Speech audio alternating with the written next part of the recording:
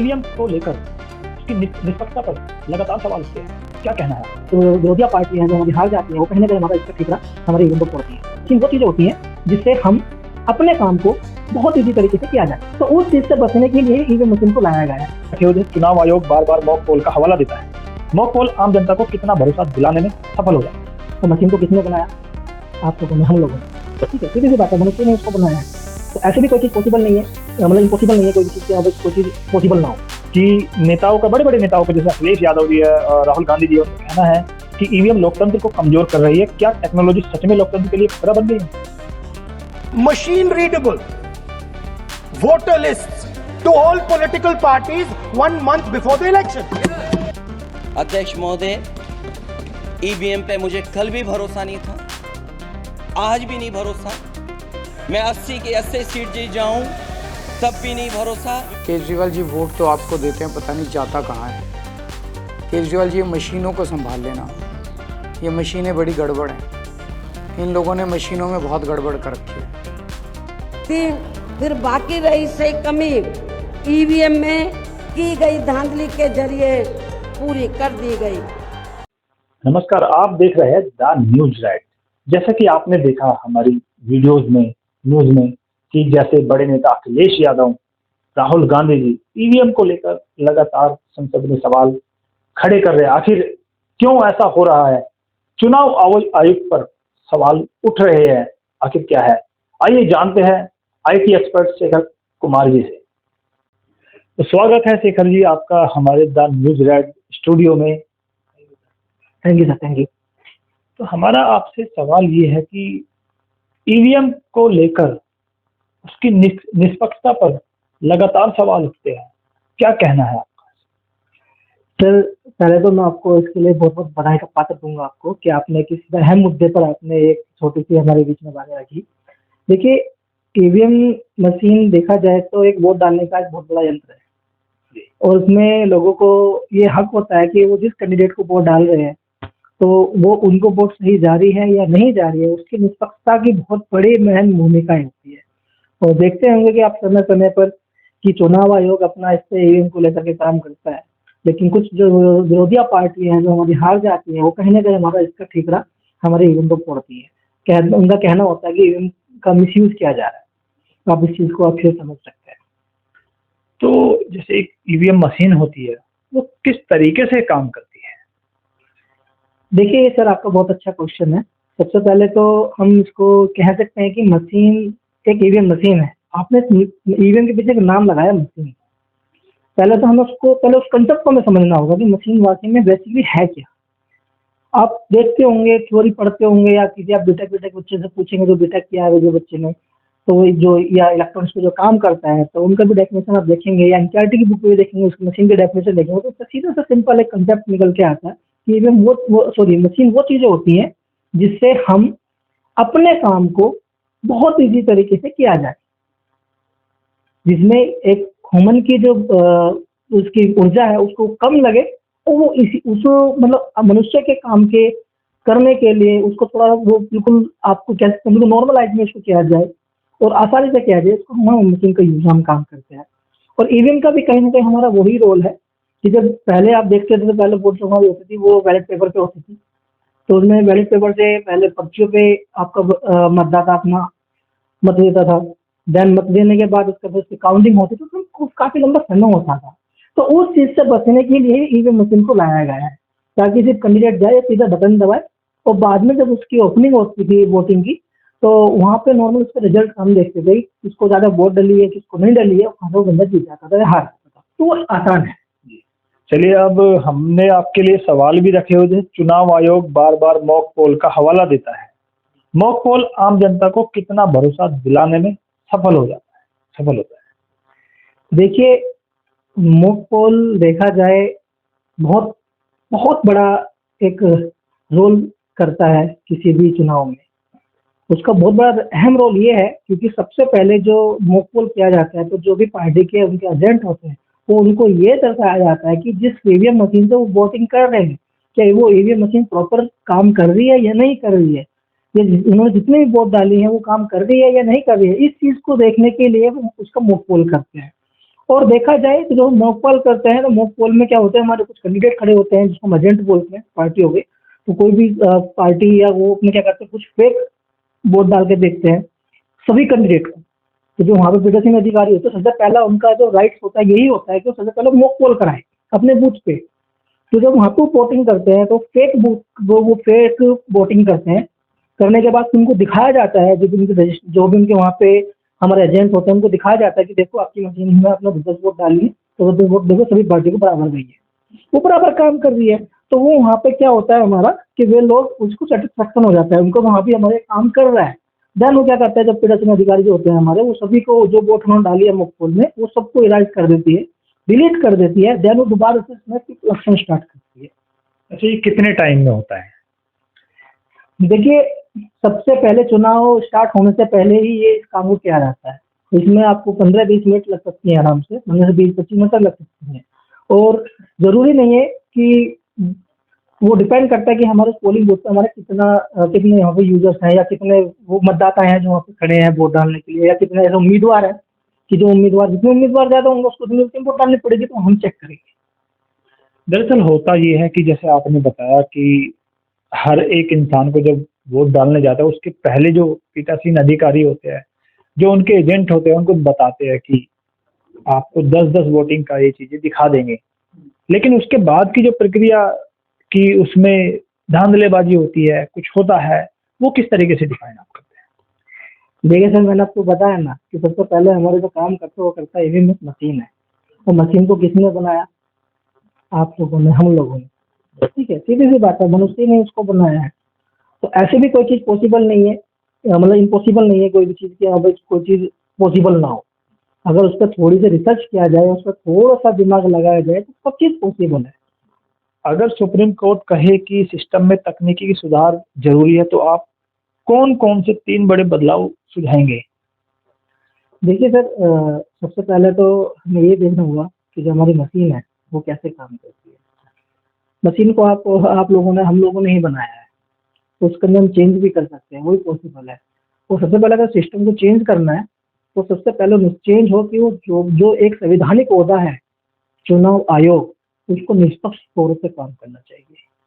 दूसरी चीज़ ये है कि हमें जो हमारे आज के समय में जो बहुत बड़ी जो आईटी ने इनोवेशन किए हैं, जो इतने अच्छे सिक्योरिटी दे रखी है, उनका ही इस्तेमाल करना चाहिए। जैसे मैं बताता हूँ आपको एक बात कि हमारा SIR फॉर्म इस टाइम बड़े चरम पर चल रहा है, जो चुनाव आयोग खुद से करा रहा है। उसमें वो ये देखेंगे कौन उसमें वोट डालने के लिए एलिजिबल है, कौन नहीं है, या कौन कितनी नई वोट बनी है। अरे सर, आप इतनी मेहनत क्यों कर रहे हो? आपके पास आधार कार्ड है, सीधा आप उसको थंब लगाइए, आप वहाँ से चेक कीजिए ना कि कौन यूजर कहाँ का है, क्या उसकी पूरी आइडेंटिटी पड़ी हुई है। आप उसका इस्तेमाल क्यों नहीं करते हैं? लेकिन इसमें तो काफ़ी समय लग जाएगा। सर, SIR में कितना समय लग रहा है?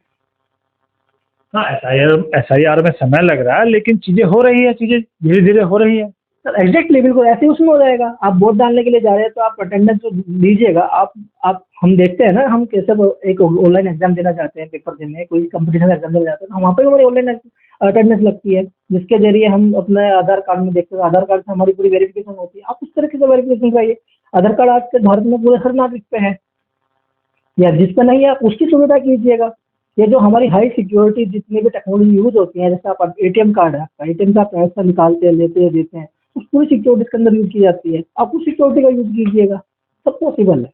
अगर आप ये सब नहीं कर सकते तो मैं सीधा ऑन पेपर कहूँगा, मैं ऑन रिकॉर्ड आपके सामने कहूँगा कि आपकी सीधा आप इन सबको हटा दीजिएगा, फिर नॉर्मल आप चुनाव कराइएगा। जिस चुनाव दिन पहले होते थे हमारा, आप पेपर के जरिए, बैलेट पेपर के जरिए, बिल्कुल बैलेट पेपर के जरिए आप उससे वोट कराइएगा। उससे अच्छा है ही नहीं, तो उससे अच्छा ऑप्शन आपके पास है ही नहीं।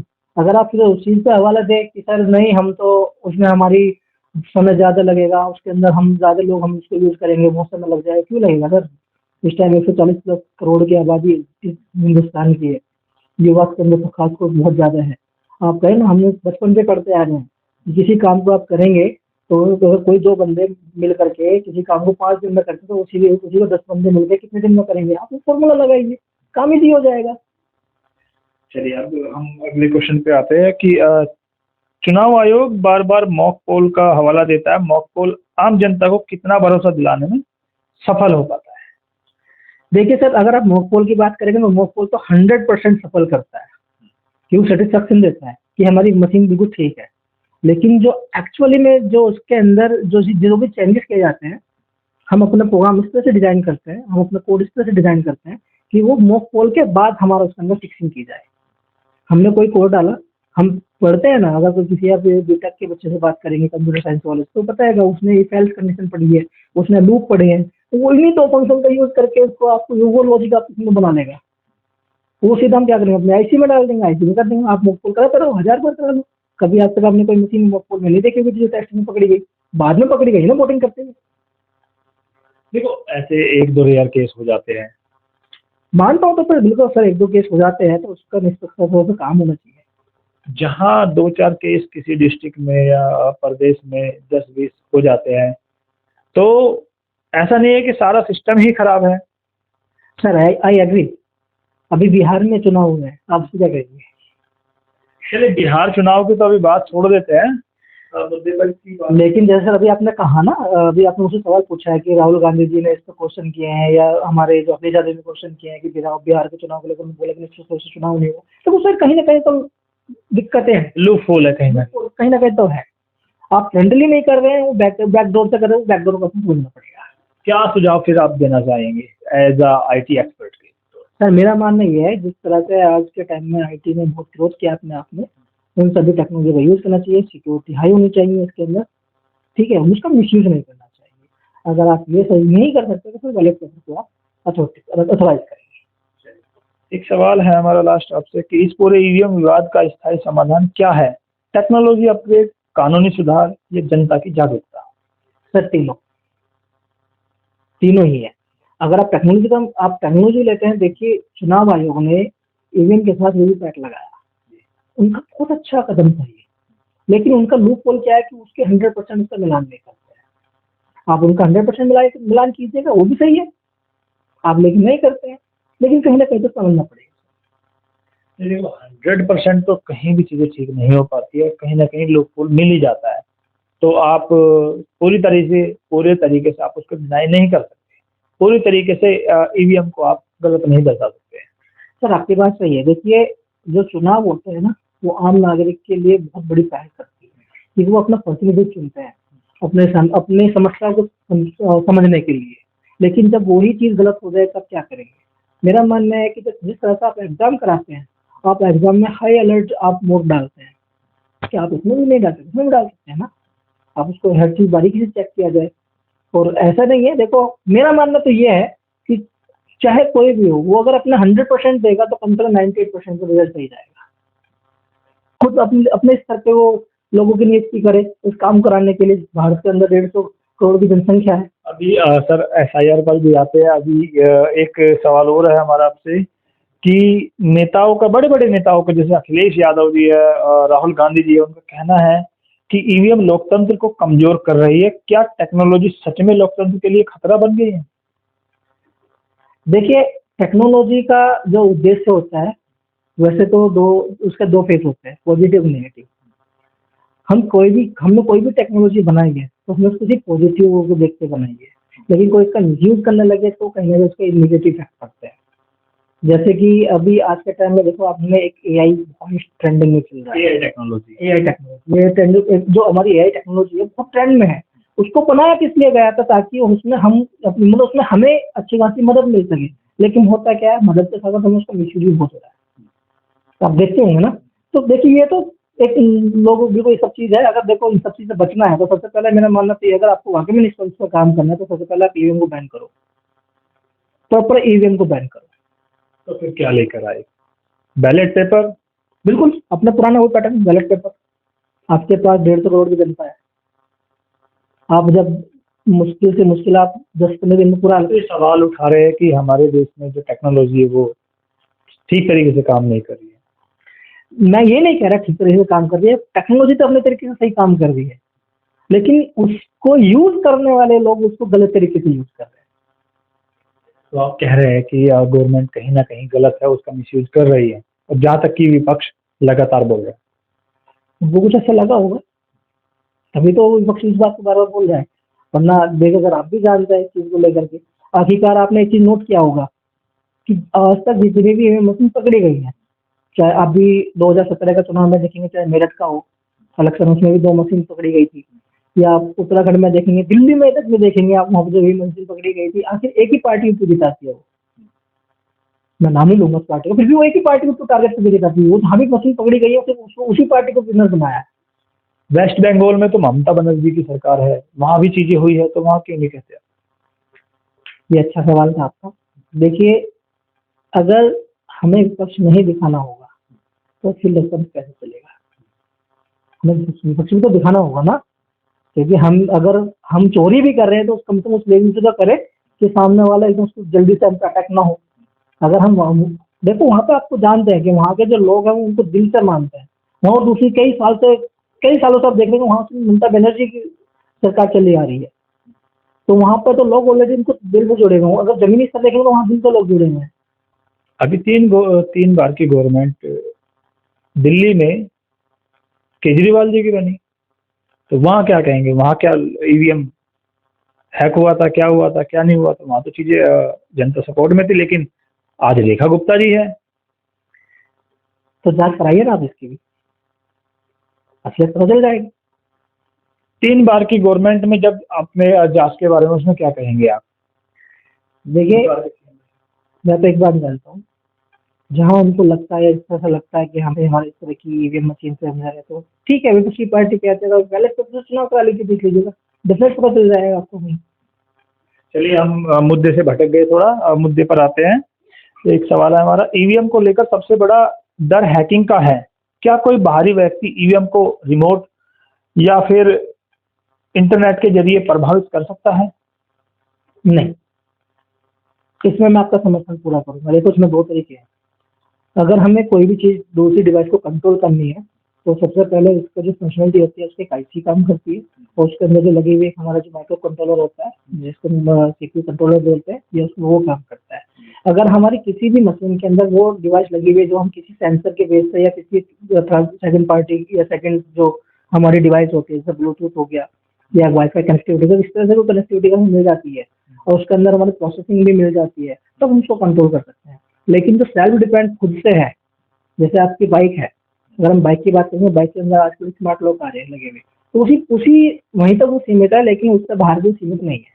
हम उसको बाहर चीज से एक्सेस नहीं कर सकते। अगर हमें बाहर के किसी भी थर्ड पार्टी डिवाइस पे उसको कंट्रोल करना है, किसी नेटवर्किंग के थ्रू में कंट्रोल करना है, इंटरनेट के थ्रू कंट्रोल करना है, तो सबसे पहले मुझे उसके अंदर वो डिवाइस भी लगानी होगी जो वो बाहर के एक्सेस दे। लेकिन उसके अंदर खुद से वो आईसी हम उसके अंदर लगा दे देंगे तो उससे सेल्फ काम करेगी। अगर छेड़छाड़ पॉसिबल है तो सिर्फ उसके आईसी के साथ छेड़छाड़ पॉसिबल है, बाहर की किसी डिवाइस से नहीं है। एक सवाल है हमारा, वीवीपैट स्लिप की गिनती सीमित सीटों पर ही क्यों होती है? क्या सभी सीटों पर 100% वीवीपैट मिलान तकनीकी रूप से संभव है? क्यों नहीं है सर? देखिए, वीवीपैट अभी जब ये पहले आप यहाँ पे एक चीज समझिएगा, आपने ये क्वेश्चन से मैं अपना इसका एक क्वेश्चन और निकालता हूँ।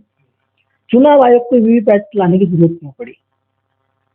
पहला आप ये देखिएगा, चुनाव आयोग कहीं ना कहीं कटघरे में था, उनको लगा कि लोग उनको सवाल खड़े करने लगे, उनके ईवीएम मशीन पर खड़े करने लगे हैं, तो उनका वोट कहाँ जा रहा है, इस चीज को जांचने के लिए, उसको जांच करने के लिए उन्होंने वीवीपैट लगाया ना, ताकि वो अगर कोई भी मतदाता है वो वोट डाल रहा है, वोट कर रहा है, तो उनको दिखाई दे कि वो किसको वोट डाल रहे हैं, वो यही तो है। इसलिए लेकिन पर्चीज क्यों निकलती है? तो फिर ईवीएम जो भी हमारा चुनाव आयोग है, जो ईवीएम के साथ जो हमारे जिस वोटर ने वोट डाली है, तो आप उसकी पर्ची काउंट क्यों नहीं कराते हैं? आप खुशी क्यों % कराती है? अच्छा, सवाल खड़ा ये होता है कि अगर हम वीवीपैट से या फिर बैलेट पेपर से चुनाव कराते हैं, एक इंटरनेट को अलग रख देते हैं, इंटरनेट डिवाइस जो ये आप ईवीएम जो बोल रहे हैं उसको अलग रख देते हैं, तो क्या आपको नहीं लगता कि इसमें बहुत ज़्यादा खपत होगी, पेपर की खपत होगी और बक्सों की खपत होगी, आने जाने में चीज़ें लगेगी, तो ईवीएम थोड़ा सा आपको असहज महसूस नहीं होता कि ईवीएम को लेकर और आप बैलेट पेपर को लेकर? देखिए सर, जब बात निष्पक्षता की है तो आज सरकार बहुत बड़े बड़े प्रोजेक्ट बनाती है, कई करोड़ों उसमें खपा देती है। जैसे मैं आपको नॉर्मल अभी आज करंट की मैं बात करूं, अभी आपके राम मंदिर के दर्शन करने के लिए एक अभी आपको क्या बोलते हैं उसको, उड़न खटोले की निर्माण किया गया, उसकी लागत अगर आप सुनेंगे तो आप शायद काम चाहेंगे। उसमें अपनी लागत दिखाई गई है जो कि नॉर्मल थी वो, ठीक है। लेकिन अब आप बात करो सिर्फ की निष्पक्षता के बाद में, देखिए आपने भी जाना, तो मैं मानता हूँ चलो थोड़ा सा समय लगेगा, लेकिन हमने एक 6 या 7 क्लास में एक रूल पढ़ते हुए आए हैं कि अगर काम बढ़ा है तो उसमें अपने एम्प्लॉय बढ़ा दो, एम्प्लॉय बढ़ाओगे तो काम वो कम समय में हो जाएगा।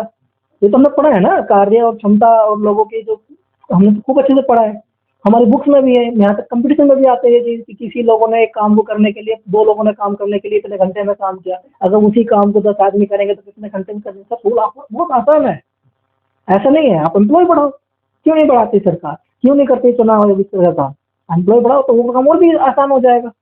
भारत का तो शिक्षित रोजगार शिक्षित युवा भी बहुत है, हम उसका यूज कर सकते हैं, यूथ पावर का यूज कर सकते हैं। हमारा एक सवाल, लास्ट सवाल आपसे ये है कि इस पूरे ईवीएम विवाद का स्थायी समाधान क्या है? टेक्नोलॉजी अपग्रेड, कानूनी सुधार, या फिर जनता की जागरूकता? बढ़िया क्वेश्चन है सर आपका। इसमें मैं सर आपको एक बात कहूंगा, देखिए चुनाव आयोग को टेक्नोलॉजी का भी सहारा लेना चाहिए, मेरा मानना ये है, निष्पक्ष तौर से लेना चाहिए। अगर चलो उन्होंने वीवीपैट को ही लगाया है तो वीवीपैट को भी गिनतियां प्रॉपर करानी चाहिए, तब हम उसको निष्पक्ष मानेंगे। अगर चलो आप नहीं लगा रहे हैं तो आज के समय में आप सिर्फ ये देखते हैं कि हमारे सामने जो विषय होता है कि सर उसकी वोट कट गई है, उसको वो वोट डाल गया, जैसे 2 बार वोट डाल दी, तो ये भी हमारे सामने बहुत बड़ा समस्या है। सर आपके पास आधार कार्ड है, आधार कार्ड में आज अगर आप बैंक में खाता खुलवाएंगे या कोई केवाईसी कराएंगे या कोई भी आप एग्जाम देना जाएंगे किसी भी स्टेट का, यूपीएससी का हो या किसी भी XYZ, तो आप देखेंगे वहाँ पे भी आज के टाइम में आपको ऑनलाइन हाजिरी होती है। वो आपका थंब लेते हैं, वो ये चेक करते हैं कि जो सामने वाला कैंडिडेट वोट वो पेपर देने आया है तो वो यही बंदा है या नहीं, उसकी अटेंडेंस लगती है उसके थंब से। आप वही प्रक्रिया वहाँ पे फॉलो करो, उसका तो कम से कम सहायता तो मिलेगी ना, उससे उसकी सहायता मिलेगी कि सामने जो वोट देने आ रहा है कि वो बंदा उसको रजिस्टर्ड हो एक चीज में। बाकी आप ईवीएम का भी यूज कर सकते, नहीं कर सकते अपने एडवांस टेक्नोलॉजी का यूज कर सकते हैं। आप स्मार्ट कार्ड बना के दीजिएगा, आप बड़ी बड़ी आईटी कंपनियों में जाएंगे, आज आपके टाइम आप देखते होंगे तो एक स्मार्ट जो लोग होता है जो डोर खोलता है, नॉर्मल ओपन होता है, एक कार्ड से टच करके खुलता है, जो ये बताता है कि वो उस बंदे ने कितनी बार एंट्री करी, कितनी बार वो एग्जिट हुआ। तो ये सब सारी टेक्नोलॉजी हम क्यों नहीं यूज करते? हम उसको और भी प्राइवेसी बना सकते हैं। हमारे पास बहुत बड़े बड़े सुपर कंप्यूटर हैं, उनका यूज करके ड्राइवर लाइसेंस तक की आज यहाँ मेट्रो चल रही है, तो क्या हम ये टेक्नोलॉजी नहीं कर सकते? कर सकते हैं, लेकिन उसमें हमें अच्छे से काम करना होगा, लेकिन हमें निष्पक्ष होता है। बहुत बहुत धन्यवाद हमारे द न्यूज रेड स्टूडियो में आपका आने के लिए। और दूसरा हम आपको बताएंगे कि आईटी एक्सपर्ट ने आपको किस तरीके से चीज़ें बताई, किस तरीके से उसमें चीज़ें हो सकती है ईवीएम को लेकर, उसके समाधान बताए, उसके तौर तरीके बताए, किस तरीके से चुनाव हो सकता है, किस तरीके से सावधानियां बरती जा सकती हैं। आइए लगातार हम आपको ऐसे ही पॉडकास्ट दिखाते रहेंगे। आप अपने सुझाव, आप अपने वक्तव्य कमेंट्स में लिख सकते हैं और हमें सुझाव दे सकते हैं। नमस्कार।